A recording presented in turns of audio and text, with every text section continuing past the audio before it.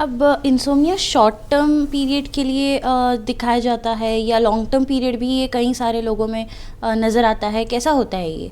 तो short term भी होता है और लॉन्ग टर्म भी होता है। किसको एक्यूट स्ट्रेस है, मतलब डेथ इन फैमिली, या एक्यूट स्ट्रेस है एग्जाम से, या एक्यूट स्ट्रेस है, इससे शॉर्ट टर्म होता है। किसी को 5 डेज 10 डेज स्लीप का डिस्टर्बेंस हो सकता है, या नहीं तो स्लीपलेसनेस हो सकता है, किसी में 3 मंथ्स तक हो सकता है। तो इसका एक डेफिनेशन रहता है, जिसको भी एक्यूट बोलते, शॉर्ट टर्म बोलते, उसमें sleeplessness at least 3 days a weak effect होते, और लेस देन 3 मंथ्स जब रहता है इसको एक्यूट इंसोम्निया बोलते, शॉर्ट टर्म। और जिसको मोर देन 3 मंथ्स है और कंटिन्यूस है इसको क्रॉनिक बोलते, तो लॉन्ग टर्म। राइट।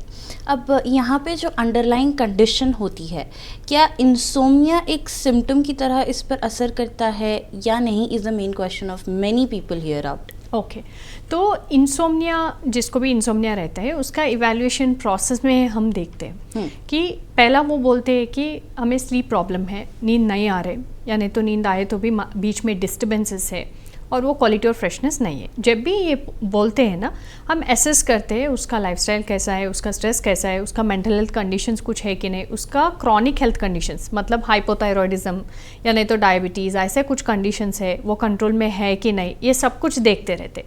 इसका क्या इंपॉर्टेंस है बोले तो उसका न्यूट्रिशनल स्टेटस भी टेस्ट करते हैं। इसका इंपॉर्टेंस क्या है बोले तो अगर किसी को अंडरलाइंग मेडिकल कंडीशंस है और पेन है, फॉर एग्जांपल नेक पेन है, वो कंट्रोल में नहीं है, वो पेन के वजह से नींद नहीं आने का प्रॉब्लम रहते हैं, और नींद नहीं आने के वजह से उसको एंग्जाइटी या डिप्रेशन में जाने का चांसेस रहते हैं। तो ये लिंक रहता है, ये लिंक को अंडरलाइंग रीज़न क्या है उसको ट्रीट करना इंपॉर्टेंट रहता है।